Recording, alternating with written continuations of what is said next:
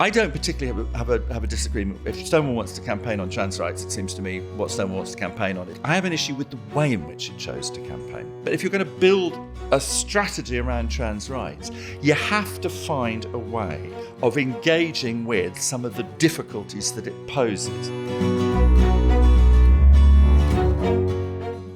Hello and welcome to Marshall Matters with me, Winston Marshall, at the Spectator in London. Today I am joined by Perrier Award-winning comedian, author of the book The Power of Difference, writer, broadcaster, a co-founder of the gay rights charity Stonewall, and also a co-founder of the new company Diversity by Design, Simon Fanshawe. Simon, thank you so much for taking the time to speak with me today. It's a real pleasure. Well, I have to say we don't know that. We'll see. We'll see. You might dislike it. They'll be the judge of that. Quite. I'm sure it will be a pleasure for me. And it's been a pleasure actually looking into your astounding life and the many things you've done and been up to and are still up to. And I hope we can dig into that. I'd love to ask, we'll start with the formation of Stonewall. So you're one of the 6 co-founders. How did that come about? Well, it's always funny having one's introduction read because the truth of it is I've never been able to hold down a job. I mean, that's the truth. In fact, I've never had a job. So, it's a kind of desperate catalogue of failure, really. In 1987, 8, 9, there was a piece of legislation which was originally dreamt up by some people on the sort of further right of the Conservative Party. So remember, this is Thatcher's Conservative government, Margaret Thatcher's Conservative government, but it was adopted by the government and it was part of a local government bill. It was known as Section 28. It actually started Section 22, I think, and then it became like a bingo call. It sort of changed its name, 22, 24, 25, all the 8s. And then what it was the prohibition of promoting homosexuality as a pretended family relationship. It was a very bizarre kind of pretended family relationship. The context was the left authorities, what were known as the loony left authorities by the Sun and such like, in particularly London, but not exclusively. So we're talking Brent, Haringey, Hackney, and so on and so forth, and the GLC, and they had become great advocates of kind of lesbian and gay rights. And they had gone out of their way to help, kids at school and kids in college and so on and so forth, people growing up to understand that, there was all sorts of possibilities in life. And they hadn't necessarily done it well, but they'd done it. And what Section 28 was, I think, was a really good way of bashing the so-called loony left authorities. The thing about us gays is we're terribly useful as a political weapon. Because if you want to look fabulous and liberal, you just have to have gay friends, and all your kids have gay godparents, and if you don't have a lesbian auntie, no one talks to you, in the playgrounds of North London, and so on. So we're very useful. And if you're on the right, we're also very useful because we're a really good dog whistle. So you blow the dog whistle. People are teaching your children to be gay, and all that. So we're very useful on both sides of the political spectrum. And we are used a lot on both sides of the political spectrum. So I think if you look at that period, what Section 28 was really about, as I say, was a weapon to beat the loony left authorities. There were councillors in Brighton, where I live, going around saying they're not painting your front door on the council house because they're funding this gay pride. We took on the challenge, though, because clearly the effect of it was to stigmatise us. Now, what you have to remember, too, think back to the 80s, or look at the history of the 80s if you're too young to have lived through it. So the first person who died of AIDS in Britain died in 81 or 82. The Terence Higgins Trust was formed a few years later. So you've got the 80s are bookended by the AIDS crisis and then by Section 28. So it was a decade in which we were fighting the stigma and the stigmatisation of our lives. And so it was difficult time. Not to say we didn't party and dance. I mean, people in South Africa, even there, they slapped Wellington boots and drank some booze. So you party while you're having a bad time. But it was a really, really politically pressured time. And after the sort of great flowering of things once we were legal or once we were not illegal in 1967. See, all we've got is visibility. So that's why coming out is kind of important. So once you're out, then you're in the street and you can't be arrested just for being in the street. So what happened was everything flowered. I mean, there were gay sailing clubs, yachting clubs, political clubs, all that sort of stuff. So the 80s came, and that stuff solidified into, firstly, work around AIDS and buddying and pressuring and getting health services to take it seriously. And then at the end of the 80s, Section 28 came, those networks were there, and they sprung into action. But what was interesting was that we took it on not as a subject about gays, but we took it on as a free speech issue. So we said, if you stigmatize, if you prohibit homosexuality and talking about homosexuality in schools, what you will do is you will empty the libraries. You will deprive kids of the full panoply of, culture and arts and so on and so forth.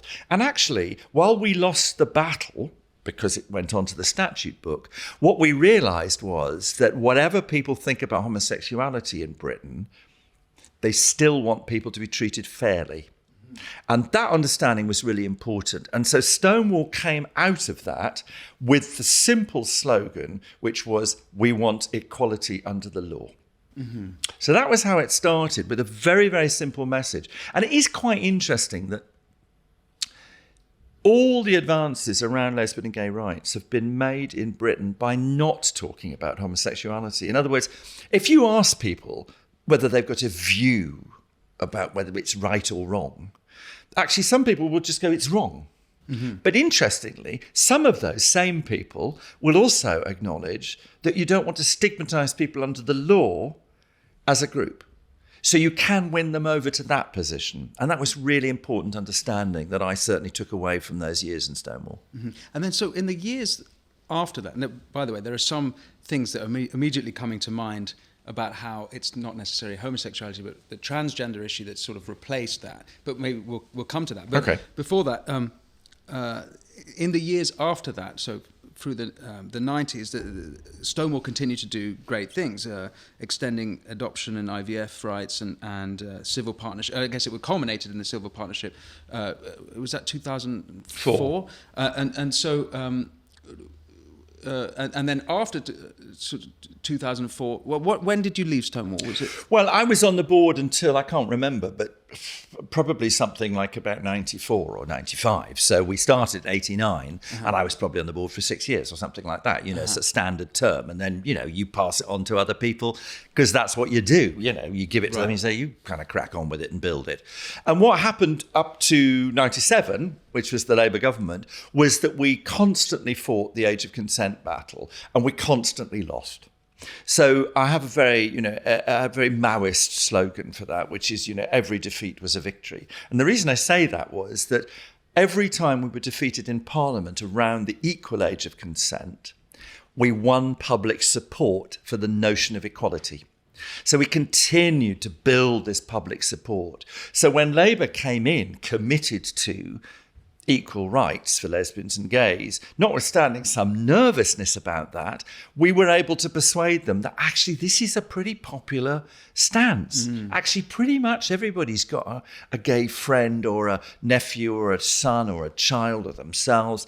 And actually, pretty much everybody doesn't think that it's okay to treat gays differently from themselves. What was the age of consent? Well, it's interesting. Was it lowered or raised in the Victorian era? The answer was it was lowered. So what happened was that then it got raised, and then eventually it was illegal, and then it was 21 when in 1967. So when homosexuality was decriminalised, it was decriminalised on condition of both men, of course women weren't included in the legislation at all, men were both consenting. They were adult consenting, they were over 21, and they were in private. And hotel rooms, for instance, were regarded as not private. And heterosexual relations, what was the 16. Oh, I see. So, and what year did that? Well, it came down, there was a compromise at 18, and then it finally came to 16 sometime after 97, can't remember exactly when. So you were still thinking very favourably of Stonewall through that period and were still supporting the organisation. Well, what was important about it was, as I say, was building these big, broad alliances of public opinion. So if you think, for instance, about the question, should gay people be parents?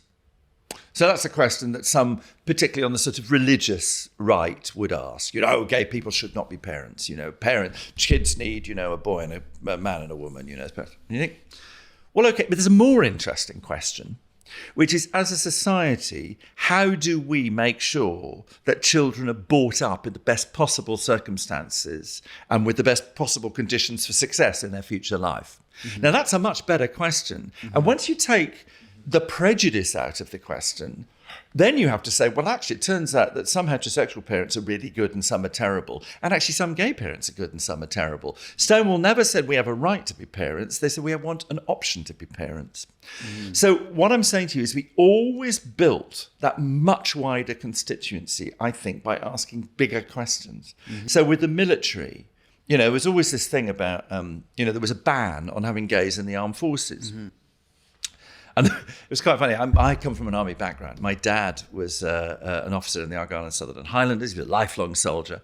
And so I'm quite used to these barking generals. Oh, hello, those sorts of people, and they literally bark at you. It's like being in a menagerie.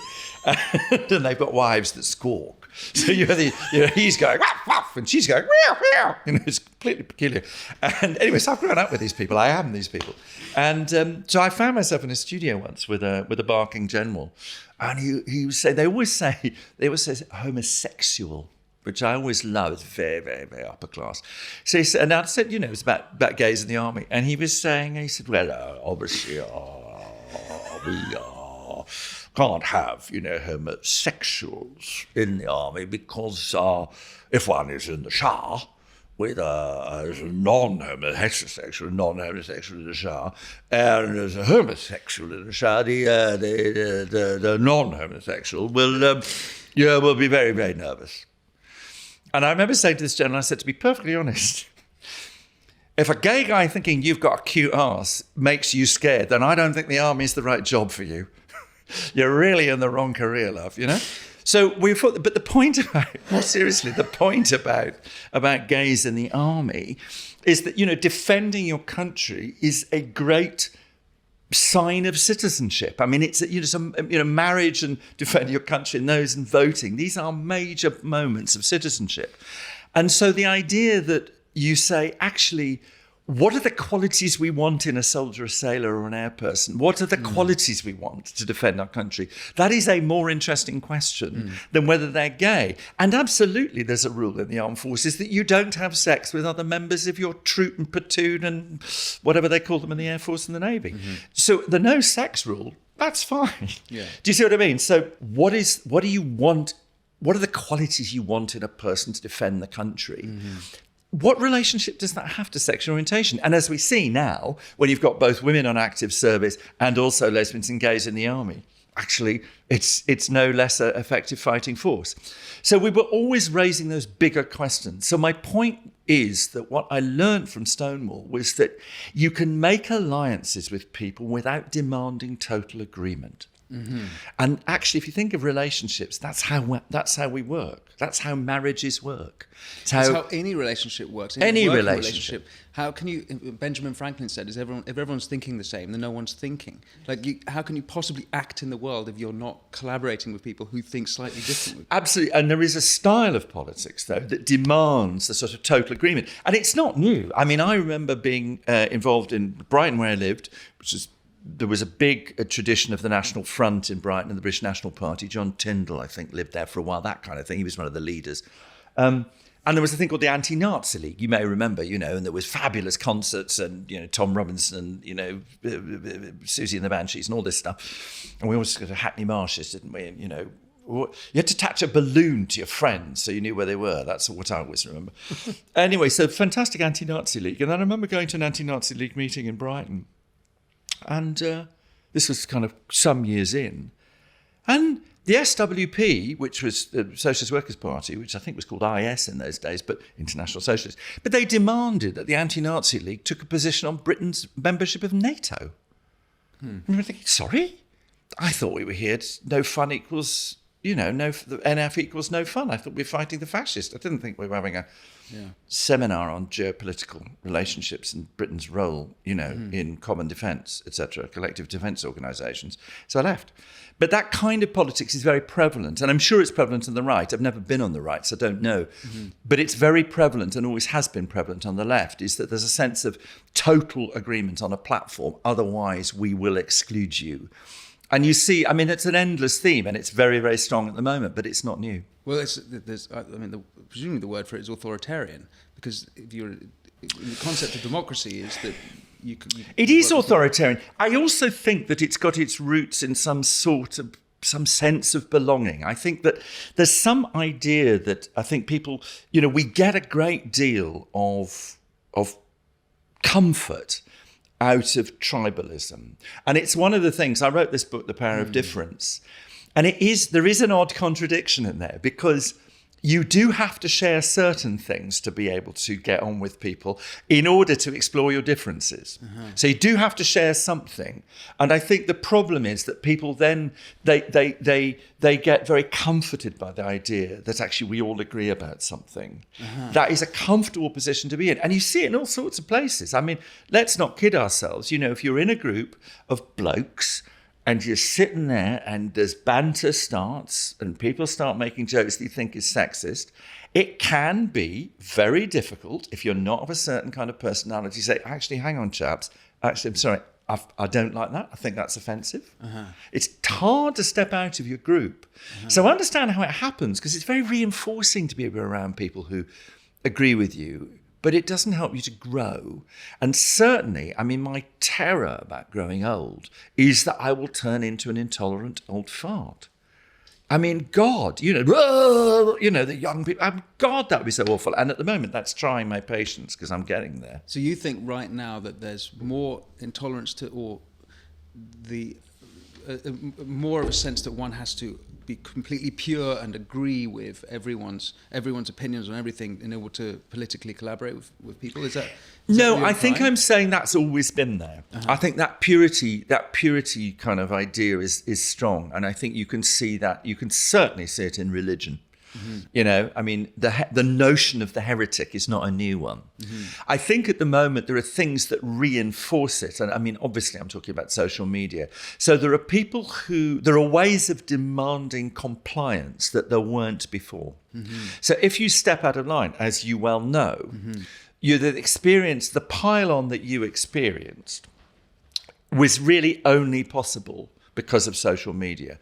You would have had to have been, excuse me saying this, you would have had to be an enormous star and the papers would have needed to take it on. As it happens, you're incredibly talented, but you're not Tina Turner. Bless you, but and well tried. And I know maybe on a Thursday night, maybe you are simply the best. I don't know. But whatever. But you know what I mean? What I'm saying is, but social media now actually enables that interaction, enables that traction by a relatively small group of people that can create a lot of noise. So I don't think it's the purity, the notion of the heretic that's new. I think what's new is the mechanisms. Well, why don't you tell me about your book? And it's a perfect segue. Perfect segue. A perfect bit of self-promotion. The Power of Difference. The Power of Difference. The book starts actually saying, why am I writing this book? Because a very good friend of mine very sweetly read it for me. Somebody I went to university with. She's fabulous. She was at university. We were at Sussex University in the 70s. So if I describe Frances as having... she's the only person I know who was the women's officer in the students' unit in Sussex, who also had Carmen rollers, wore high heels and floaty dresses. she comes from a Quaker background. She's fiercely intelligent, very funny, and sort of counterintuitive in those days, when in order to be a feminist, obviously you had to wear clogs and dungarees. And I love her. She's got a really powerful intelligence, and she very sweetly read the book. And she said to me something really useful. She said, right, so the thing about this book is it's got intellectual content and it's got references and all that, but it is not an academic book, and you don't want it to be treated as an academic book. So you need to situate it personally. So you need to write chapter 0. It was a brilliant piece of advice, because it made me think, why do I value difference? So I started off by thinking, well, I think I value difference partly because psychologically, growing up with my parents who fought passionately all the way through their marriage, for control really as much as anything else, but at the same time assuring me that they loved each other and they loved me. Now, notwithstanding, I found it quite difficult sometimes. I didn't like it. I found it was an adolescent. I found it really difficult. However, because I didn't always believe that they did, but I think they did, although, like all couples, maybe they should have got divorced. I mean, the famous Sybil Thorndike quote, she said, after being married to, I think it was Hugh Casson or someone for years and years and years, somebody said to her, have you ever thought of divorce over 60? She said, divorce, never. She said, murder, never divorce. So, and my parents were like that. They were absolutely, at each other's will. But they adored each other in a way, and they battled for control. So I think I've grown up with what I subsequently discovered at Sussex, of course, is what Marx has called dialectic, which is obviously opposing views creating a synthesis. So I really value difference. Psychologically, I value difference. I value argument. I've grown up that's part of my psychological pattern. I know that. Secondly, I went from, army. I said my father was in the army, as I say, a serving officer. We were classic. My dad was in a Scottish regiment, he was kind of classic Anglo-Scot officer, blah, blah, So where I hung around as a kid, people say I'm very middle class, which always annoys me because I'm upper and middle class. And, I'm posh. And so I went to Sussex and suddenly there I am. I'm meeting people who are completely different from me in social background, and beaten viciously about the head by feminists intellectually, saying, well, what kind of man are you? Mm-hmm. And it's amazing. That period in my life was such a gift because it suddenly put me in a position where I really had to think about who I was. But without... lots of other people, what I did is I put on the cravat, whereas they dropped the H's. You know what I mean? It was that sort of thing. So I was kind of wearing a cravat for the miners and they were all kind of wearing donkey jackets. So I kind of kept that bit and I sort of played that up a bit. Mm-hmm. But I was made wonderfully aware of the excitement of difference. So that's another really important moment. And I do think the thing about being gay is not terribly interesting about being gay. It's just that, you are. Do you know what I mean? It's just a thing, mm-hmm.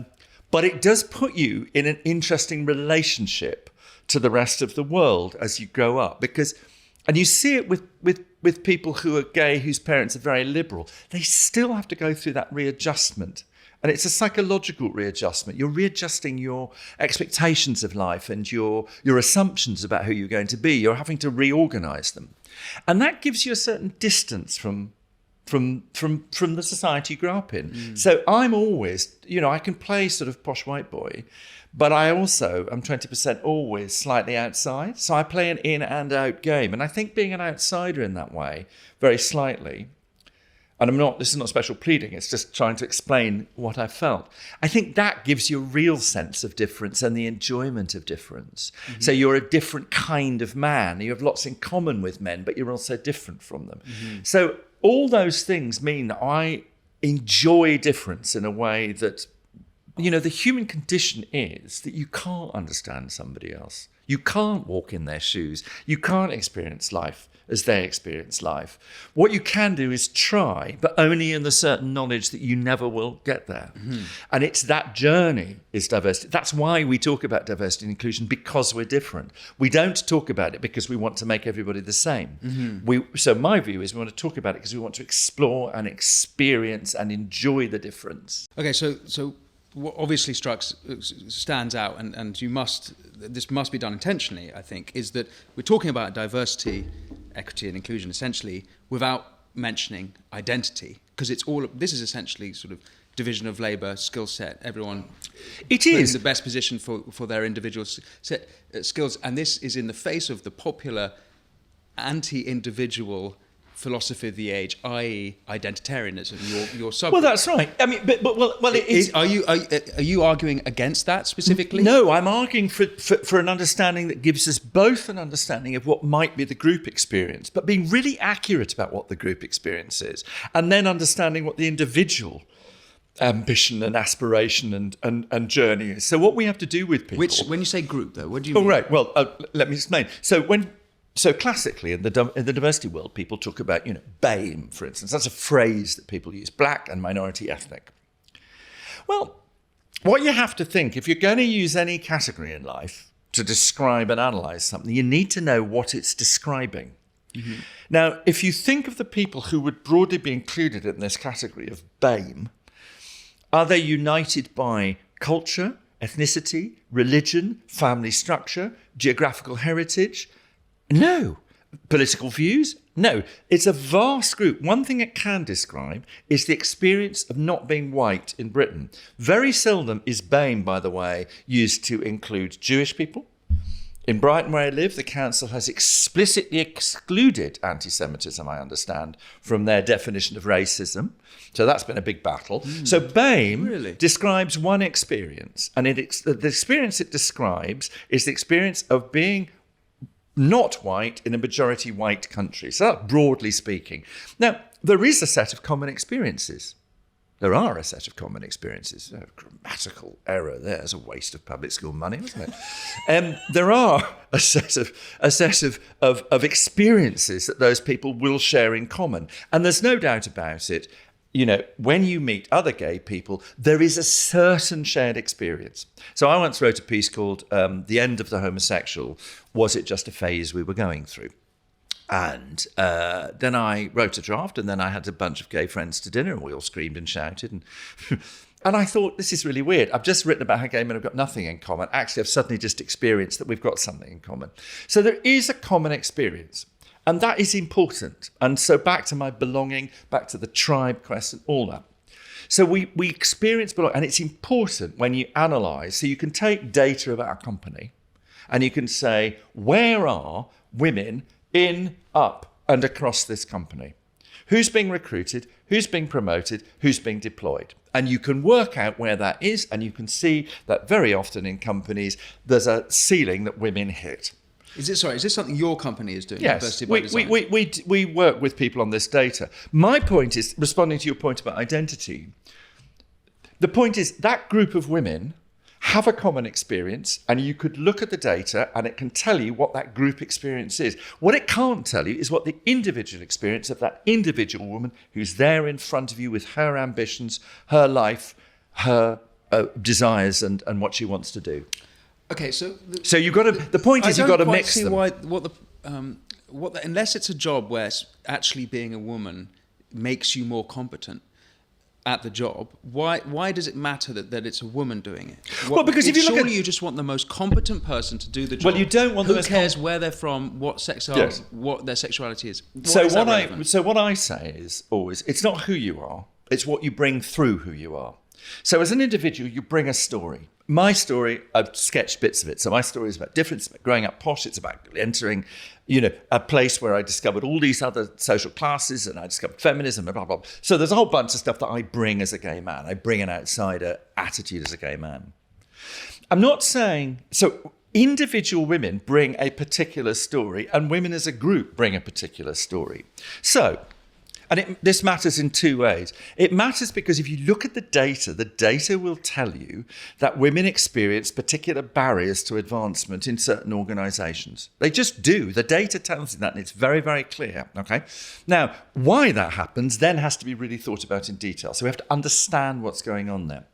But the other thing which is interesting is this. So about 18 months ago, the Harvard Business Review did a piece of research on risk.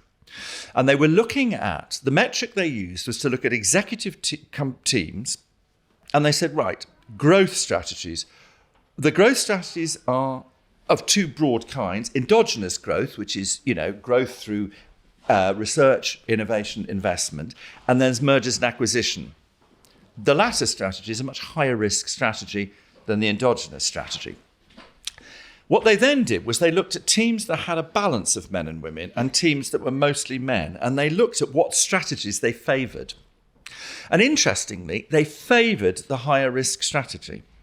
And when they went down to look and try and work out why that was the case, they discovered something about women in companies. And it's this. As you go up a company as a bloke, if you try something and it doesn't work, the culture of the companies tends to say, well, he had a go. If you're a woman and you try something and it doesn't work, company cultures tend to say she can't do it. So as women progress up organisations, they start to calibrate risk differently because it has a higher jeopardy for them. So when you put men and women at a senior level in an organisation to discuss risk, you actually get a much richer approach to the discussion of risk. Similarly, we were once asked to help an English literature department in a university diversify their recruitment of staff. And I looked at their data and I said to the person running the department, what problem are you trying to solve? This is a great department. It's all going gangbusters. And this person said something really interesting. She said, there's great English literature being written in the world at the moment by people who are not English. She said, so what I want to do, I want to reflect that aspect of the canon, the modern canon of English literature in the staff. It would look like ethnic diversity. It wasn't ethnic diversity she wanted. It was cultural and geographic diversity. She wanted to bring into the curriculum the research an understanding of the great literature that's being written in the Caribbean, in India, in Kenya, in Nigeria. Mm-hmm. So she was enriching. So the whole thing was about enriching the research and the curriculum. Mm-hmm. The whole point about the risk strategy is that there's an actual benefit to the organisation by having a richer and better debate. So my book is about what happens when you combine those differences, both individual, personal, style-wise, but also actually people do bring group differences which might reflect culture or lifestyle or class or their sex or whatever. Each of those things brings a story into the organisation, and you have to see both of those things. So white people often say to me, and it's always white people who say this, they say, oh, well, I don't see race. I just treat everybody as, as an individual. And I always say the same thing to them. I say, if you don't see race, you're missing out on something. But if you only see race, you're also missing out on something. Mm-hmm. Okay. So what I've was been disturbing me a little bit about the recent DEI movement is that we're spending a lot of money. So the NHS spends 40 million a year on diversity officers. Civil service, apparently 1 million days a year are wasted on equality and diversity in training. 120 million pounds a year is spent on diversity training. The public sector employs 10,000 staff to deal with EDI and costs taxpayer £427 million a year. Is what you're talking about a way of doing that constructively, or is it a separate? Because the DEI stuff is very much about identity. It's about It's not about practical stuff at all. It's about having quotas of different ethnic groups, of sexualities, of having trans, and all of that represented. And that's the objective. Get those people in, and it's costing us hundreds of millions. So is this related? So yeah, it is. But what I'm a bit of a diversity dissident in the sense that what I'm trying to do is to help people have more effective conversations. Hence my division, for instance, into deficits and dividends. You need to know what you're doing in an organisation. You need to know what you're doing and whether or not the combination of people you're recruiting. And I wouldn't say, one of the flaws of this is I don't think it is the best person for the job. I think it's the best team for the job. Because most jobs are done in collaboration with other people. There's very few jobs, except perhaps a pure mathematician, that's just done on their own. We all work in teams. So the key thing is to understand what the combination is. So back to my English literature department, that person knew what combination she wanted to enrich the curriculum and the research, and that's the core purpose of what she was trying to do. So she knew that. So a lot of times I think that what happens is that things are being done as they are done in lots and lots of places, not just around diversity. There are a series of processes. So now what's happened is, so people say, well, we're going to do diversity. So what are we going to do? We're going to have reverse mentoring. We're going to do unconscious bias training. So there's there's a supermarket basket. You bung it in, go to the till, and that'll do. Our approach is to say, hang on a second. Before you do any of that, the first thing we need to understand is why are you doing this? So the reasons might be, widespread. We work with an NHS trust, for instance, that is the biggest employer in the region in which it sits. I won't say which it is, but there are two big motor manufacturers in the region. They're still the biggest employer. So part of their desire was to be the most attractive employer in the region, really to manage to appeal across the demographics of the region. So that's an important thing for them to do, partly because they're a public service, but so they want to offer opportunities to the widest range of the public because they're a public service. They also want then to say, what's the best way of developing the best healthcare services for the region? Now, often people say, and I will give this example because I'm sure they won't mind, but we work with Yorkshire Ambulance. Terrific. And one of the things that obviously an ambulance service or a health service like that might say is, we want to be representative of the population we serve. Great aspiration, but not possible. I said to them, okay, close your eyes. This was the board in the exam. I said, close your eyes and think about Yorkshire. Let's think about Leeds and Bradford. Now think about Knaresborough, Harrogate. Now think about Scarborough. Now think about York. You can't represent Yorkshire. I mean, it's just sort of not going to be possible. And in your call centre, the fact that, the gay Muslim's not going to ring up when the gay Muslim happens to be, that's not going to happen. What you can do is you can put together and learn from each other. For instance, say in the people who design the services, a group that's got sufficient difference in it that alerts you to the difference outside in the world. And the thing about homogenous groups is they're less good at looking outside. Homogeneity of whatever kind, by the way. They're less good at looking out. In my previous example, people are less likely to disagree in homogenous groups than they are in groups that are more diverse. There's a lot of research to show that actually diversity, self-conscious recognition of difference within a group helps you to alert yourself to the differences outside. Now, in an ambulance service, there is lots of data that tells you that different groups of people use ambulance services in different ways. Older, younger. Certain ethnic groups use ambulance and A&E more than they use GPs, etc., etc., etc., women and men.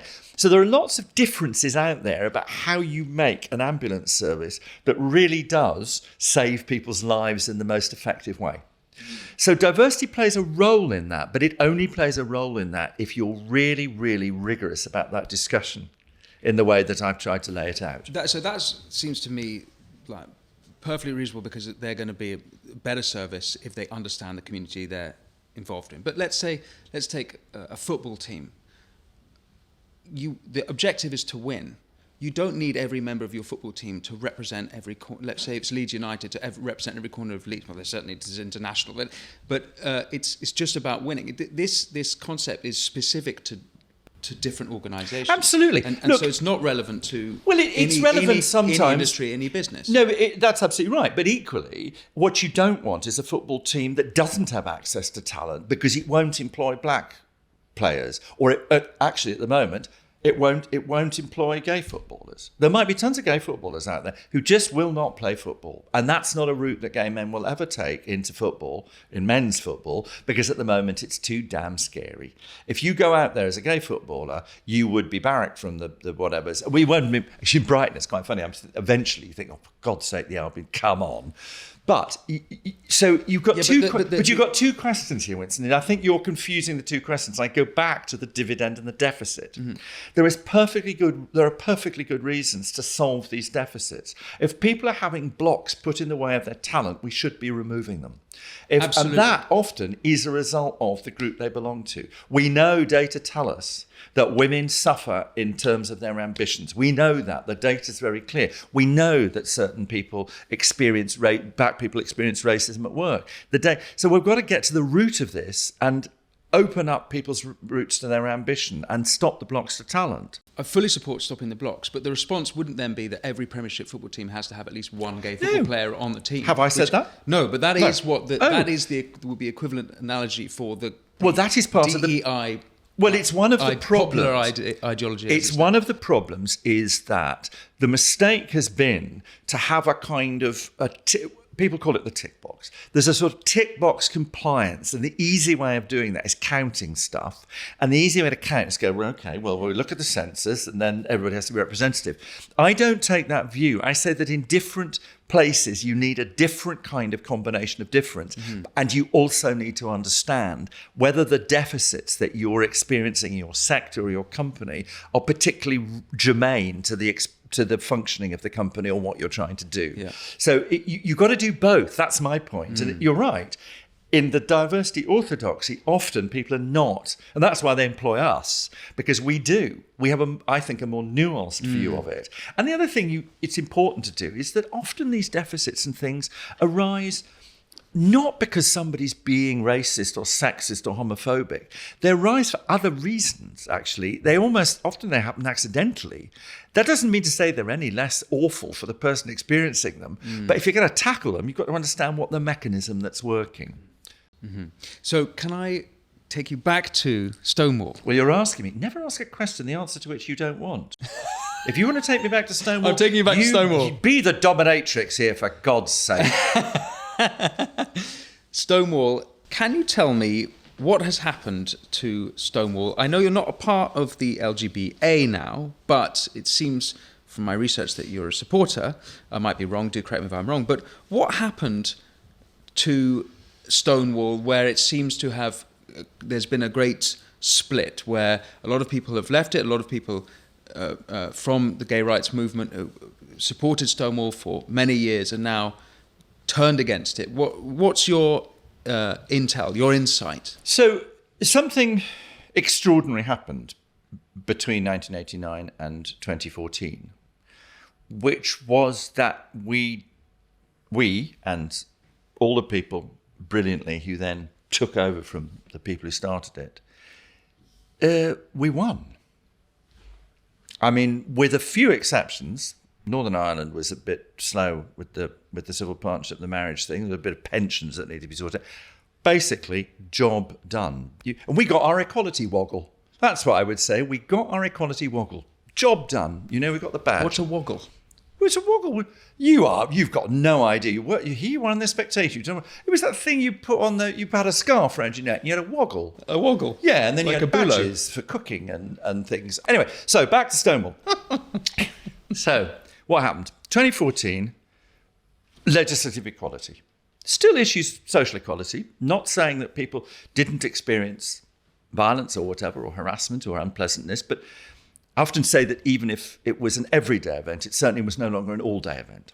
So extraordinary success. And at that point, the organisation had a strategic pivot, as they call it in business. My own view, and when they recruited a new chief executive, 3 people I know applied for the job, and they all rang me and said, what do you think Stonewall should do next? And I said, well, I don't think that really matters, but I'm interested to know what you think Stonewall should do next. And all 3 of them, quite independently, said the same thing. They said, what Stonewall should do now is devolve down to cities and towns and the rural areas and build the same alliances locally as were built nationally. So that when, for instance, that row set up in the Birmingham schools a few years ago, which I write about in the book, did I say I'd written a book? It's called The Power of Difference, frightfully cheap. It's jolly good, value for money. So in the Birmingham schools, there was a set of, in sort of personal social relationship class or whatever it's called. They would teach each other, and then there was a bunch of Muslim parents who were unhappy about this. When is this? It was about 3-4 years ago, 4 years ago, something like that. And there was a clash. It was very interesting, actually, because all the Muslim parent posters said things like, it was about parental control over the content of the stuff, much more than actually whether or not it was gay. But anyway, the point about it was that sort of dispute. Stonewall wasn't on the ground in Birmingham in the way that it would have on a national level. So what we were saying was at that 2014 moment, gay marriage, strategic pivot, what people were saying, a lot of good people were saying was devolve. Get down now into the regions and the countryside and so on and so forth and really affect people's lives. So make sure that what we've established as equality at a national level is really getting that sort of traction for people in their everyday lives locally. They decided not to do that. They just pivoted and they pivoted towards a national campaign. I differ from Matthew Parris on this. Matthew argues, and he was one of the other co-founders, he argues that, not one of the original 6, one of the next lot, and he argues that Stonewall shouldn't got involved in the trans issue at all. My argument has always been that actually what Stonewall should have done was support those campaigns and said, as we always had done, we did it with the immigration group, we did it with the armed forces group, we did it with the parents group in Stonewall. We always said, we'll give you resources, we'll give you support, get started, but crucially find your own voice. And then off you go, out of the nest, fly. Because you saw them as different? No, because because actually it's important that people who are involved in that issue find their voice and they find their way of campaigning and they own it. That's what's important about it. So you didn't see that issue as a continuation of what Stonewall had already done? Well, I mean, in the army, and what do you mean, the parents and all? You mean the immigration stuff and the parents stuff and the army stuff? Yeah, no, they were groups who had a common interest, and they particularly wanted to major on that single campaign. And we were doing a general campaign. So the idea was you help them to find their voice, and then you back them as the general, and they are the specific. So it's just that if people own a campaign, it's really important that they're in control of it. You know. So I said always when people ask, well, I think if you want to campaign on trans rights or whatever, then they should take that campaign and they should support Stonewall should support it, and then it should float off and it should find its own voice. Unfortunately, what happened was not that. What happened was, I don't particularly have a disagreement. If Stonewall wants to campaign on trans rights, it seems to me what Stonewall wants to campaign on is what Stonewall wants to campaign on. If it can get public support for what it campaigns on, well, it should go off and do that. Fine. I have an issue with the way in which it chose to campaign. Because what we had always done, as I explained before, was built these very broad alliances with people. And crucially, around homosexuality and lesbians and gays, the crucial thing is actually people have a view about homosexuality. And what you're not going to do is change their view. What you will do is change the circumstances in which lesbians and gays can live. So the crucial thing is to make a material difference to the lives of the people you're campaigning for. And the way you do that is to build these broad alliances around bigger principles.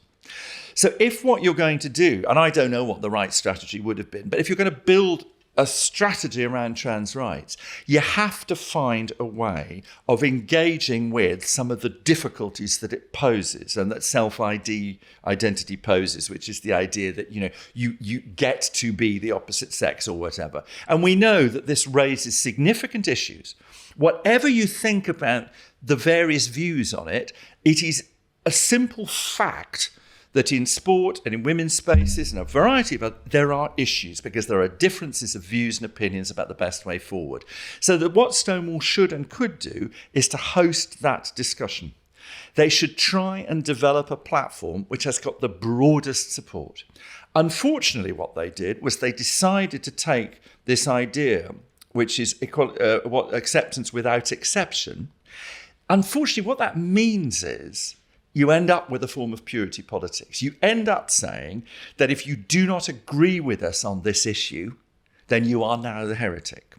So myself and others became the wrong kinds of gay because I think that sex actually matters. I think that sex is immutable. That doesn't mean to say that I'm transphobic or something. It means to say that I think that trans people have an extraordinary story to tell, but it's a different story to tell. A trans woman has a different story to tell than a woman.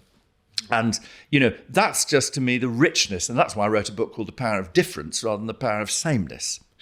So my difficulty with Stonewall is that it isn't building those broad alliances that it needs to do. It's trying to force through a set of legislative alternatives which frankly don't have the support of the broad public. Whereas actually what we drove through did have the support of the broad public. So that's my problem with it. And that's what I've said in public.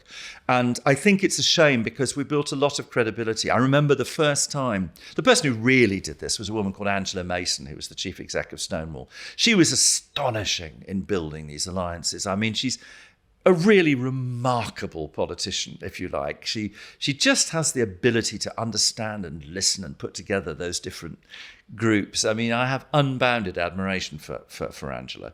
And what they didn't do was that. They've pushed it through, and you saw it recently in Scotland. If you push through a bad piece of legislation which has too many holes in it and is too ambiguous, you end up losing the support of the people. Is the problem then for Stonewall, if they're taking this on, is that it's actually an issue that you can't have those broad conversations because the issues, say, of we're talking about impingement on women's spaces, for example, how do you solve that issue? I mean, you could have separate bathrooms, but if what trans people, what they actually want is to be in a women's bathroom, that's an yes. Oh, look, when I say broad alliance, I don't mean total agreement. I mean a broad alliance. There are going to be people who end up disagreeing with certain aspects of the policy that you get. But it seems to me that if you think about the issue in terms of three kind of categories, if you think about biology, you think about social interaction, you think about law and policy, I think biology is pretty settled. I mean, I don't think there's any credible scientific source that says, sex is on a spectrum and so on and so forth. And intersex people kind of get thrown under this bus the whole time.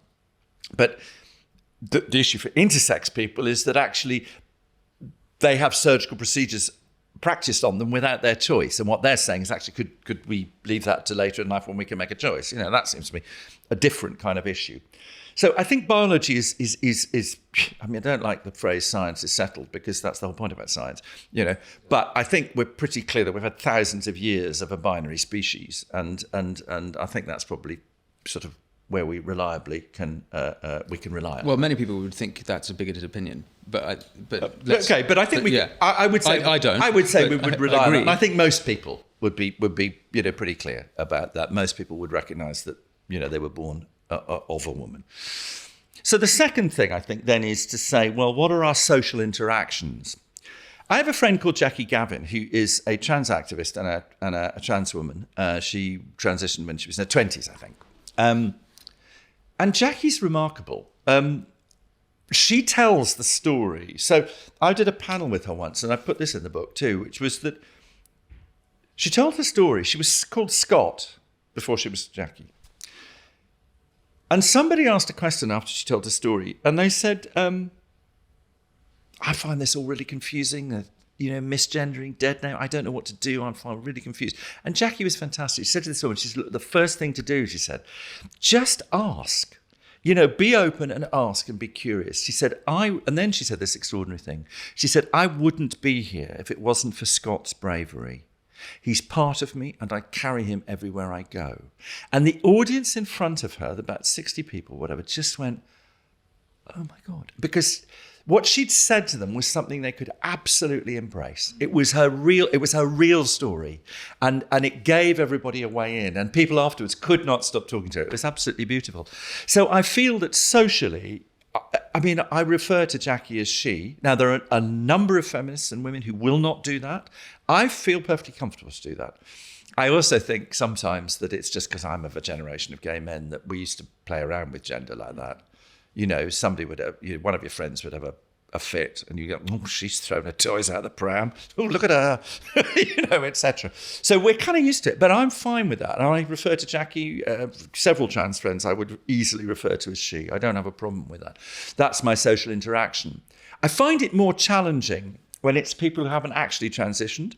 And I find it more challenging when it's people who are very obviously male. I mean, there's somebody who's on the trans advisory group at Stonewall who published a video, and he sat there with a beard in a dress saying that he's a lesbian. And I say to myself, well, I don't really think I don't think that works, really, I'm afraid. Mm-hmm. I think that we're going to have to find a different way of referring to that. So I understand that there's debate and discussion, and I'm open to that discussion, and I want to understand it, and I want to work our way through it.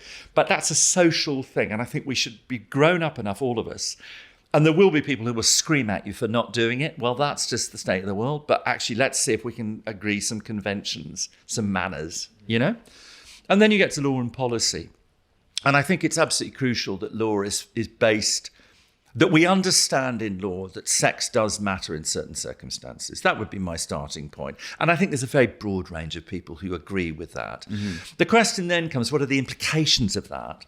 And if you look at sport, well, I do think that it's absolutely reasonable. If you're a trans person, you want to be in sport, well, that's great. Let's encourage that. But actually, I think it's also fair to say that if it's a sport that has a muscular advantage through puberty, then I think we have to think about what category you then play in. If you look at equestrian sports, for instance, men and women are not divided. If you think of show jumping and horse racing, they're not divided. They race in the same category because actually there isn't a muscular advantage. So something happened in music this year, which brings a problem to that, is that they got rid, at the Brit Awards, they got rid of male and female categories, and then what happened is that all for the best artist, whatever, all of the nominees were men. So obviously, when it comes to creation, there's no advantage that a male or have as over a female. Well, it's interesting, isn't it? What led to that? You see, and one of the things I would ask is to say, what led to making those decisions? Who made those decisions? And what did they have in their mind when they were making those decisions about what was the best artist of that year? Another example similar to that, which is if you look at the FTSE 100, and I'm the first person to do this counting, and I did it ages ago, there are more, if you look at the top 300 jobs, the FTSE 100, there are more white men called John, David and Andrew there are in those top 300 jobs than there are women or people who are not white. And I did this by literally looking at, and I mean literally, I don't mean a teenage literally, I mean, I actually did it. I looked at all the pictures. And so I might have made a mistake, I accept that, but the margin is so huge. And actually there's a bit of an improvement, which is very exciting. You have to add the Michaels now to make it work. So hurrah for progress. But the question is, why is that happening? Now, you can point your finger at it and say, well, you're racist and sexist. What actually is happening, if you research into it, is it's what the people making those appointments value in the candidates that they're appointing. And what they're valuing is what they've already got. In other words, they see in the potential candidates themselves and the skills they bring. So typically, I've been on a board before. I've been an executive at a FTSE company, etc. I would argue, and I have argued successfully with a number of boards, actually what you really will give you a better board is looking at what you've already got and then thinking, what can I add that's different to give me that different discussion? So back to all my points about a homogenous discussion, your point about if everybody's thinking the same, nobody's thinking. What you do in a really good board and really good governance and really good risk assessment is you disrupt a bit. So you have disruptors, and that's what creates the best board. So what I'm saying is the mechanism that creates that imbalance at the top of the FTSE is not out-group hostility. It's not saying we don't have women, we're not having black people. It's to do with what people value and the historical pipeline. And yes, there is a bit of saying, oh, women can't do this. Oh, show me the black executive. Well, so there is a bit of prejudice. I would deny that there's very likely some of that's going on. But those FTSE companies, it's all about profit. They have to make profit. But keep on going back to this. There's no counterfactual. It is all about profit. But how many companies crash and burn because they had HMV crashed and burned because they didn't realize the internet was on the way. They didn't have disruptors in their board. They were absolutely going down the tram lines. They thought they were selling CDs. They weren't, they were selling content. And they failed to understand that. So all I'm saying is, if you want to make money, have disruption, have difference. But that comes from diversity of opinion. It comes from all sorts of diversity. And that's what I'm saying to you. If you look at Catherine Phillips's research and you look at groups that are mixed in all sorts of ways, if they see and value the difference, and that can be ethnic and it can be mix of sexes, it can be a mix of all sorts of other things, that cognitive diversity is partly made up by people's identity. I think I accept that of course, well, I'm honoured. I'm honoured. Oh, I should go home happy now. Oh my God, Winston thinks I'm right. That's fantastic. That's fantastic. Oh, well done, me. I should put the big job done. You're actually doing something about it, and your version of diversity and is one I do support, and I do think, unlike a lot of the DEI programs we're seeing, which worry me, particularly as a severe waste of money, yours is one that doesn't seem to be falling into the same trappings. So that's very exciting, and diversity by design. If you're a CEO and you want a new way through, come and talk to Fanny. Great. Well, on that note, Simon Fanshawe, thank you so much for speaking. It's been a real pleasure. Thank you. Your book, The Power of Difference. Where can we get it? Amazon? Oh, absolutely everywhere. I think it might be approximately £16.42. Approximately today. I think approximately today. Great. And more comedy?